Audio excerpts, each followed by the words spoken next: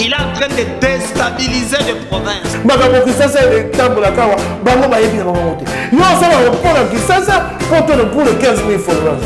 Le président Félix Antoine Tshisekedi a repris le projet de valider cette stratégie nationale.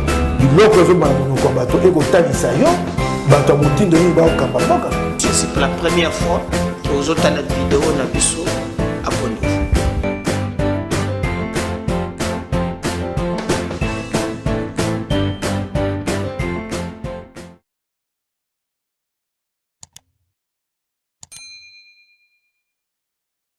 On revient justement à cette inquiétude de M. Lenga, mais le PPRD dit ils avaient déjà vu ça en avant.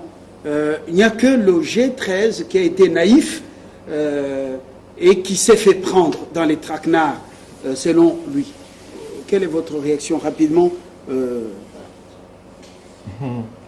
Allez Alain, la même chanson, mais il faut bien assimiler la matière. L'opposition, c'est pas facile à faire. Article 148 du règlement intérieur, parce que on ne doit pas parler dans le vide. On peut devenir fou, il y a le CNPP qui est là, mais les lois se discutent au sein de l'hémicycle. C'est à l'Assemblée nationale. Alors, et l'Assemblée plénière, et l'Assemblée plénière vous envoie l'organe suprême. D'éléments quand même. 148. Est-ce que vous ne pouvez pas rectifier? L'article 148. Non, il a dit, il a très bien dit. L'article 148. Pour rien. Lorsqu'une commission saisie, non, d'abord c'est 148. La discussion de projets et propositions de loi comporte un débat général, un examen article par article. Ça n'a pas été fait. Ça a été fait à l'Assemblée nationale. Si ça n'a pas été fait, ça le sera. C'est ça la procédure. C'est le règlement intérieur de l'Assemblée nationale. Et nulle part dans les règlements, il est dit que quand vous proposez une loi, si elle n'est pas suivie par l'Assemblée plénière point par point, qu'il faut quitter la salle. Quel mal y a-t-il à publier les résultats des élections, les résultats des votes à la fin des opérations devant chaque bureau? Quel mal y a-t-il? Lorsqu'on dit on ne doit pas amener les présents au peuple, de manière à ce qu'ils soient conscients et lucides dans le choix de ceux qui devront le gouverner. Quel mal y a-t-il? Il y a eu débat à l'Assemblée nationale, oui ou non? C'est un discours dépassé. S'il y a eu débat, pourquoi on n'a pas convaincu ceux qui n'ont pas été partants de cela? Ils savent pourquoi. Ils ont élargué ces points. Je suis dans le règlement intérieur. L'alinéa 2 dit ceci. Le débat général s'engage après présentation de l'économie du texte par l'auteur du projet ou de la proposition de loi sous examen, soit directement en plénière, soit au sein de la commission saisie du texte par l'Assemblée plénière. L'alinéa 4. Les débats généraux se terminent soit par la recevabilité du texte proposé, suivi de son examen, article par article, et de son adoption en plénière, soit par son envoi à la commission, ou soit encore par sa non-adoption par l'Assemblée plénière. On risque de lire tout le texte et ça nous prendrait du temps. Le point, l'alinéa 5. En cas d'envoi à la commission, le président de la séance fixe la date à laquelle la commission présente son rapport. Nous sommes à l'Assemblée nationale. Il y a l'Assemblée plénière composée de députés nationaux. Alors, il vous ramène au-delà de l'Assemblée, du Parlement.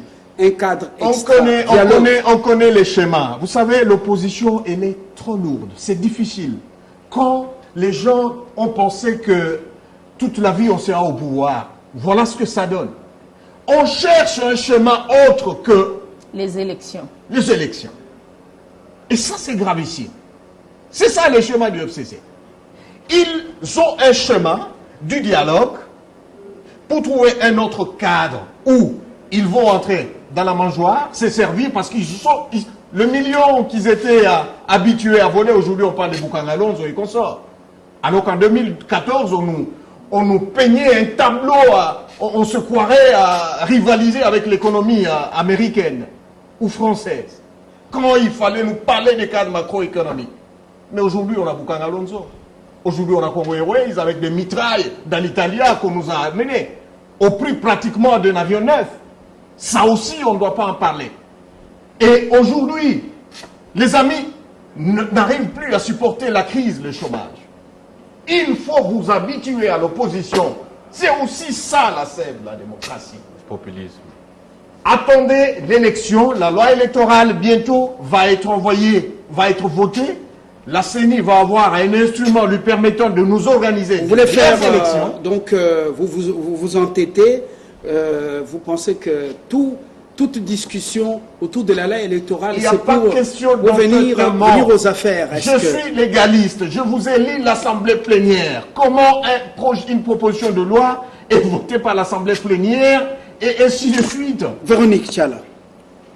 Fabien, je suis d'accord avec ma sœur qui dit un état de droit, c'est le respect de principe. Mais le principe est là, ma petite.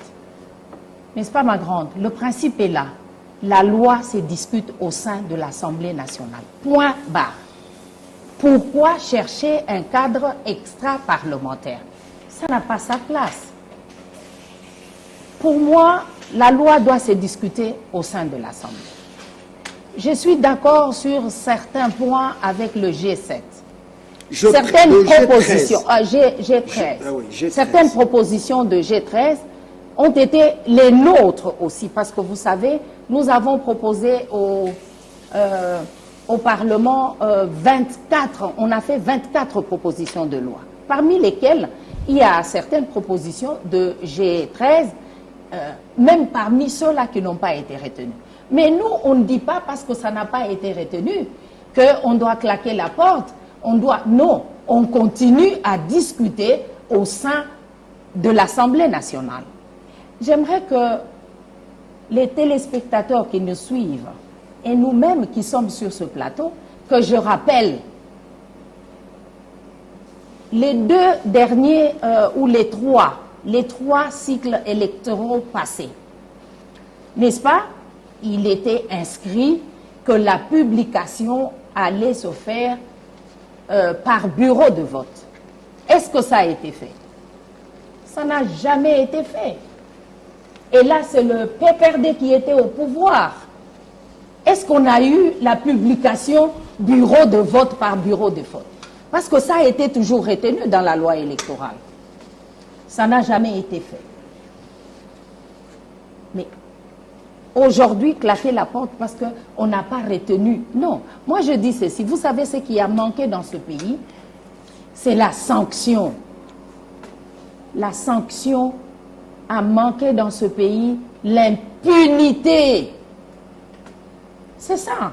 Tout ce qu'on est en train de dire ici, si vous regardez bien, c'est parce que les gens sont restés impunis de alpha jusqu'à oméga. On ne punit pas, on ne sanctionne pas les antivaleurs. Qu'est-ce que Nanga ne nous a pas fait aux dernières élections? Pendant qu'on publiait les présidentielles, et tout d'un coup, on apprend qu'on est en train de publier les législatives pendant qu'ils n'avaient même pas encore terminé le récolte des résultats dans les bureaux des votes. Alors, vous êtes pour des sanctions contre un président de la CENI si bien sûr. Il est sur bien sûr, c'est pour cela que j'invite tout le monde, parce que tout le monde est d'accord avec moi sur ce plateau qu'on doit punir les détournements des deniers publics, on doit punir sévèrement la corruption et qu'on doit élever ça au même rang que le crime contre l'humanité. Ce pays a été complètement détruit par la corruption, par le détournement. Par des hommes qui ont usé de ces antivaleurs. Voilà. Une précision détail. Merci Véronique Tchala. C'est le dernier tour de table. C'était... Oui, Madame Odia, vous aviez déjà pris la parole pour la deuxième fois? Non, Madame Odia, c'est vous. Excusez-moi. Voilà. Merci les beaucoup. Premiers sont les premiers arrivés qui boivent l'eau limpide. D'accord, je comprends. Et je suis encore d'accord avec Madame Tchala, qui est d'accord avec moi sur le fait que la loi les principes, ils doivent être respectés, parmi lesquels la discussion sur les lois au sein de l'Assemblée nationale. Mais il faut comprendre, Mama Tchala, que spécialement pour la loi électorale, les discussions doivent se tenir en dehors des institutions. Pourquoi? Ça découle de la logique. C'est parce qu'il y a certaines parties prenantes au processus qui ne sont pas au sein des institutions. C'est ainsi que, pour les élections de 2006, ce cadre a été tenu en 2004 à Sun City. 2011 c'était pareil, en 2017 également, avec la cité de l'OUA et la CENCO, parce que il faut prendre en compte, s'il vous plaît, attendez, je vous ai dit que ça découle de la logique. Et la politique, c'est essentiellement la logique. S'il vous plaît. C'est pour cela que le pays va mourir. Permettez-moi. Est-ce que nous sommes d'abord d'accord? Nous sommes d'abord d'accord que, parlant du processus électoral, il y a 3 parties prenantes au processus électoral. Si à partir de ce moment on est d'accord, on doit comprendre que s'agissant des questions électorales, ces 3 parties prenantes doivent participer au débat. Et après, la loi sera formalisée au sein de l'Assemblée nationale. Vous voulez brûler une étape, vous brûlerez par étape. C'est ce que nous évitons parce que la RDC nous appartient tous. Mais non, lorsque M. Choukourou vous amène à dire que le dialogue devrait, pour le FCC et la MOUCA, aboutir au partage du pouvoir. Mais vous parlez de quel la MOUCA, vous parlez de quel FCC? Il est sûr et évident qu'au sein de ces plateformes politiques, il y a des assoiffés du pouvoir. Mais ceux-là sont déjà partis. Ils sont avec vous à l'Union sacrée. Vous leur avez donné les postes qu'il fallait. Maintenant, nous parlons élection. Si on doit parler partage de pouvoir aux prochaines initiatives de consensus, mais il y aura des cahiers des charges. Au cas où, dans les cahiers des charges de l'opposition, on retrouvait le partage de pouvoir, mais la majorité sera là pour dénoncer. Dans tout ça, le peuple va vous attendre avec vous vos belles cravates, pendant une année, sous make-up, voilà, discuter. Très bien, vous politiciens, nous on attend affamés que vous puissiez... Mais est-ce qu'il est question de négocier ou il est question que chaque partie prenante donne ses observations pour améliorer le processus électoral de 2023 et d'après? S'il vous plaît, dernière question. Nous allons vers quel schéma? Merci de la question. Dans le cadre de cette réforme électorale. C'est ma dernière prise de parole. J'aimerais revenir sur quelque chose de très important. Nous avons assisté à la lecture de certaines dispositions constitutionnelles, mais il faudrait ici savoir que le peuple qui nous regarde doit savoir que cette plénière tant vantée autour de ce plateau ici a dit recevable cette proposition de loi. Ceci veut dire quoi? Que souverainement, puisque c'est l'organe suprême de l'Assemblée nationale, cet organe suprême-là a dit recevable cette loi-là avec les 18 innovations. Maintenant, après, c'est la majorité de Mosso et compagnie qui viennent avec leur stratagème pour extirper les dispositions qui fâchent justement cette majorité. C'est ça la vérité. Sinon, expliquez-nous par quelle logique. Une plénière, après présentation de la loi, après réponse aux préoccupations des différents députés sur ces innovations, cette plénière, à la grande majorité, et d'ailleurs il n'y a même pas eu d'opposition, tout le monde a dit recevable. Au nom de quel principe cette même plénière viendrait pour extirper certaines dispositions? Mais je vais vous dire pourquoi. La majorité actuelle a peur que l'on puisse publier, proclamer les résultats bureau de vote par bureau de vote à partir des bureaux de vote, parce qu'ils savent qu'ils ne vont pas être élus. La majorité actuelle... Ça, c'est la profession. La majorité, mais ceci explique cela, on voit pourquoi ils se sont comportés comme ça. La majorité actuelle veut faire de l'Assemblée nationale une affaire de famille, un business familial. Ils refusent que la question de suppléance soit interdite aux membres de famille. La majorité actuelle veut acheter le vote par l'argent, une démocratie des riches, en refusant que l'on interdise les cadeaux et présents pendant les élections. Ça, il faut que la population le sache. Alors, maintenant, permettez-moi de terminer. Oui, mais nous sommes à la fin. Oui, mais permettez-moi de terminer. Ok, donnez-moi 30 secondes. Il y a beaucoup à dire, mais puisque je dois, par élégance, céder la parole, peuple congolais, en 2023, on aura un nouveau président. Alors, Alain. Monsieur Choukourou doit quand même comprendre que la CENI n'organise pas les élections pour elle.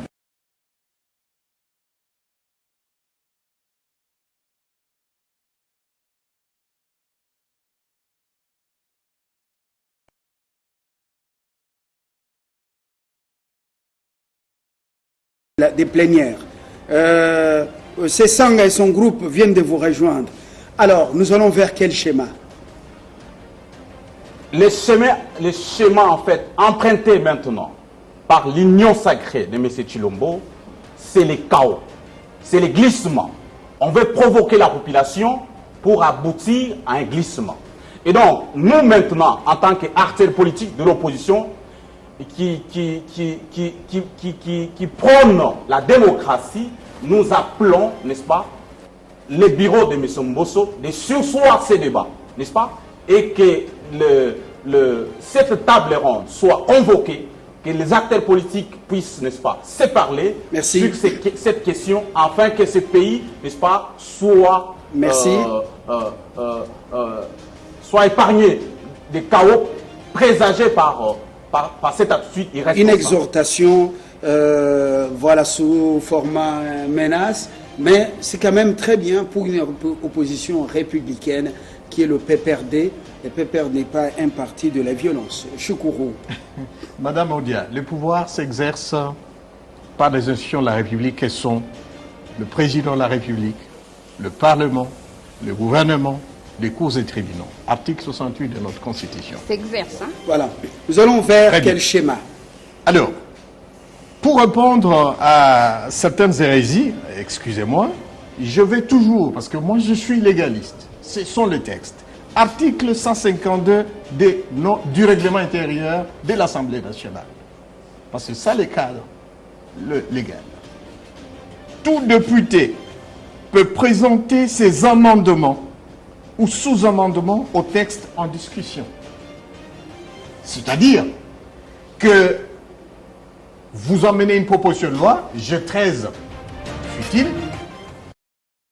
le député, il est payé pour ça, il doit enrichir cette loi, il doit apporter des amendements. Merci. En fait de quoi un vote doit intervenir. C'est ça le rôle de l'Assemblée. Mais on ne doit pas s'agiter parce que cette même loi sera renvoyée au Sénat. Il semble que c'est vous qui vous agitez parce que dans l'écran prophétique de Envol, il y aura un nouveau président. C'est vous qui vous agitez. Non, ils peuvent rêver, Félix sera réélu. Aujourd'hui, qu'on le veuille ou non, ils nous ont habitués à la théâtralisation du pouvoir. Aujourd'hui, nous sommes en train de voir les pouvoirs qui existaient avant. Madame Tchala, on va vers quel schéma? Nous sommes en train d'allumer la lampe petit à petit pour chasser. On va vers quel schéma, Madame Tchala? Eh bien, le schéma que le président Mbosso a pris, c'est le schéma de la démocratie. Moi, j'invite tous nos frères, des compatriotes, des gens qui aiment ce pays, à rentrer à l'Assemblée et à débattre. Continuez à débattre parce que nous sommes avec vous. Et je venais de vous dire qu'il y a certaines propositions qui rencontrent nos préoccupations. Rentrez au sein du Parlement et continuez à débattre parce que le débat est prévu. Mbosso n'a pas enlevé le débat.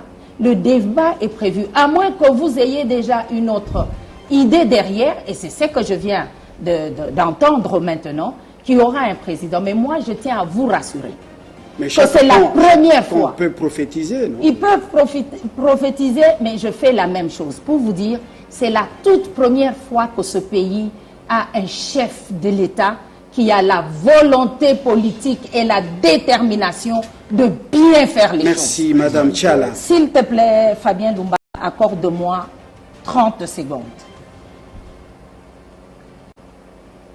Fabien, je pense qu'il ne faut pas perdre du temps à ce pays. Nous avons déjà perdu énormément du temps.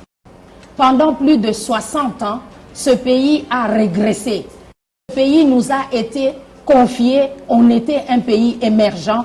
Aujourd'hui, on est un pays sous-développé. Et aujourd'hui que nous avons quelqu'un qui a la détermination et la volonté politique de bien faire les choses, je pense que le peuple congolais en est conscient. Voilà. Qu'en 3 ans, ce que Tshisekedi a fait, il n'y a personne qui l'avait fait en 3 ans. Et c'est pour cela, je dis, merci, que le G13 ne s'inquiète pas. Le président rentre au Parlement parce que Félix Antoine Tshisekedi sera réélu en 2023 et le peuple le dit. Madame Odia, loin de ces écrans politiques, nous, il y a ceux qui connaissent l'avenir, ce qui va se produire demain, le schéma actuel. Quitter le Parlement pour un autre cadre, c'est ça votre position? Oui, j'ai suivi encore une fois les Madame Tchala à l'endroit du président Félix Tshisekedi, celui de dire le schéma. Je suis en train d'aboutir à répondre à votre question. Les éloges au président. Madame, attendez, non. Elle a réagi à ce que Nicolas a annoncé, le schéma. Je suis en train de vous dire que je voudrais que le président de la République écoute la position et que ces forcings s'arrêtent parce qu'il ne va pas servir à la République.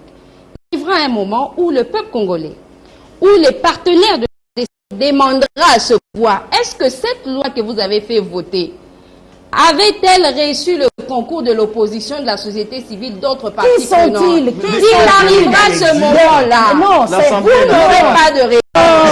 Il n'y aura pas de paix. Imposer dans ce avant de parler de partenaires, j'ai parlé du peuple congolais. Lorsqu'il va s'énerver, il ne faut pas minimiser la colère du peuple congolais. Vous avez, hier dans l'opposition, vous l'avez plusieurs fois expliqué à ceux qui étaient au pouvoir. Quand ce peuple-là va s'énerver, vous ne saurez pas lui répondre. Alors laissez le débat se tenir comme il se doit.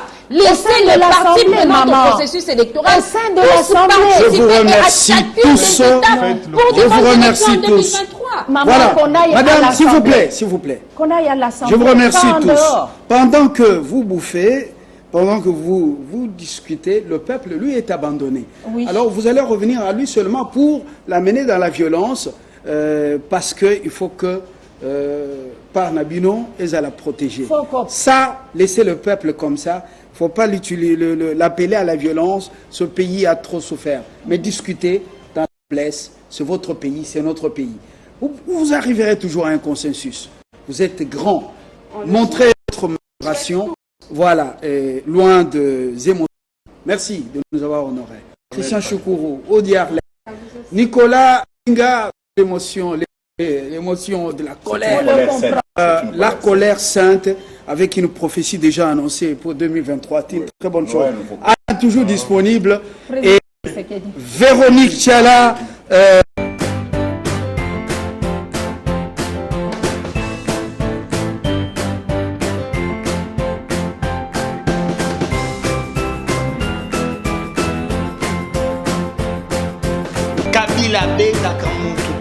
Il est en train de déstabiliser les provinces.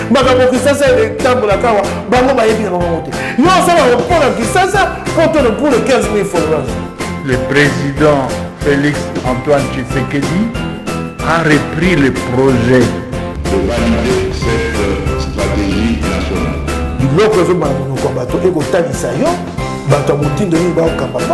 C'est pour la première fois que vous avez une vidéo.